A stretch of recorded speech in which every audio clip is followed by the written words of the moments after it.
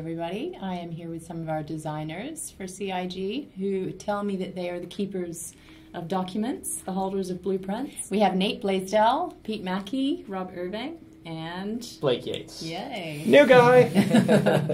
So tell us what this means, a keeper of documents. Come on, Rob. Spill the beans. Everything we are thinking about, well, Chris is thinking about, everything in his head has to be somewhere that new people can find it, that artists can find it, programmers can find it. So we spell it all out on paper, well, in this case in Confluence. Everything's documented. Every system, every piece of equipment, everything has to be written down. This is a massive open world. That's my first day, I swear I panicked. I looked at him like, there's no way we can't do this. I can't keep up. So in Confluence, how does this work? You talk to Chris, you guys have your stand-ups. Tell us how the process works. We do have meetings now. We were freeform, right? I mean, guys, we've been working fine without a lot of meetings. Mate, do you like meetings? Really? Sometimes. Short ones. But yeah, we try not to meet too much, but it's constant interaction with one another. So all the departments work together. One of us is always moving around between desks. And how do you get ideas out of Chris's head? Sometimes we sit down and ask him. Sometimes it's throw something out there and say, hey, Chris, what do you think? And then he'll tell us. A lot of times there's a question that comes up that we're all like, I don't think we have an answer to that. Maybe Chris does, and if he doesn't, then it's up to us to kind of shoot ideas around and get everybody in agreement. So say, for example, with the new ship, the Avenger, does that start with you guys? It did.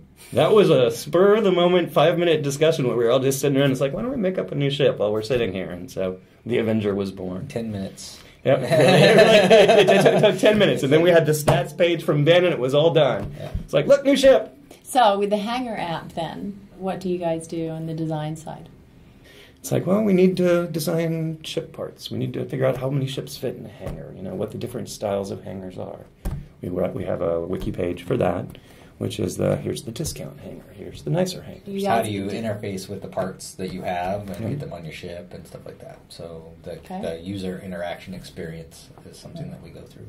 In fact, I'm working on that right now. So you have ideas, you bring them to programmers and the artists, and then they say, okay, well, this isn't possible, or we can't do that. Or do they always say that? They always say that. They're not allowed to say that. Well, my experience has been that sometimes they will get an exasperated look on their face and say that might not be possible, and then 20 minutes later they come back and say, I figured out how we can do that. So a lot of times, the initial shock of like, you want what? Is kind of overwhelming, but everybody wants to make something awesome, so they usually take it and chew on it for a minute and then figure out how to make it work. It also helps to have some alternatives in your back pocket and to present to them. It's a negotiation a lot of times. It's like, well, we want to go this far.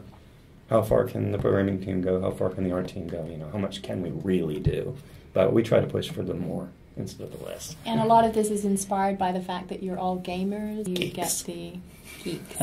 Would you consider yourself a geek? No. None of you are geeks. Come on, please. We look at this. What does this say? I had friends on that Death Star. That's not a geek. Zombie bait. We've got the creative That's shirt side, and then we've got the kind of just. I was Zed Sad, all right. So. No, I've just been a fan of that kind of stuff. Really, just like a lot of people, I think.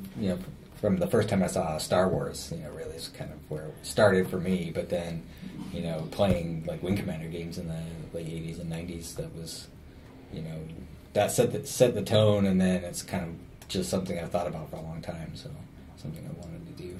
Should I admit that what my earliest memory is? Sure. Yes. Why you have to now. Now you have to cough it up. Let's go, man. My earliest memory is being in a theater when I must have been about 1 year old, and seeing the whole Star Wars scene where Chewbacca is playing the little game on the Millennium Falcon, and then the jump to Lightspeed. Those are my earliest memories. So how much work have you got laid out right now? Where are we at? We are running like half a step ahead of what production needs, basically. It's like, we need to know how this works. Well, we'll start on that right now. But yeah, it's going to be constant pressure all the way through to keep things designed. It's pretty much endless. an open world. So you can start with the smaller focus and just have a general, broad idea of where you're kind of going. Absolutely. A lot of times it's just one of them wandering up to my desk and going, "Hey, when I'm not working on what I'm working on right now, can I design this system or that system?" Like Nate, you did bounty hunting. So is Confluence just a fancy word for like Google Docs? It is. It's a wiki. It's a giant Wikipedia, basically, of Star Citizen. I'm sure the fans would love to get their hands on those documents. No. Keeper the keys. That's right. Keeper the keys for the blueprints. We may have some version of it for them when we release the modding tools and stuff like that. Will Sure, probably absolutely. Be some edited version of it so they can see the nuts and bolts. And we have Magic Dave to put all the little teasers out there of the things we want to talk about, because he can write fiction around any system we're working on. Magic Dave! The writer man. Besides you guys, we also have Dan Tracy. Dan Tracy. And Dave Haddock is sort of an honorary designer. He's on Skype with us all the time. I mean, everything he does comes past my desk. He has some really good fantastic ideas. He does, and he helps us to get bits of what we're doing out to the audience, even when we're not ready to reveal the whole system. Great at keeping us consistent. Otherwise, like, threads would just start running like wild horses out, and he kind of reins them in and makes sure everything like fits together. So he does a really good job. And so do we need a lot more of you then? We do. When we start really building stuff, we're gonna need an army of designers. So we're ramping up slowly because we have to get all the tools in place before we can actually build all this stuff. I know that we got some of these guys learning the engine already, so we'll be ready. We got a lot of missions to make and a whole lot of star systems to build, and we're gonna be busy. All right. Thank you to all our designers, the keepers of the blueprints. And later on tonight, we're going to look at our artists.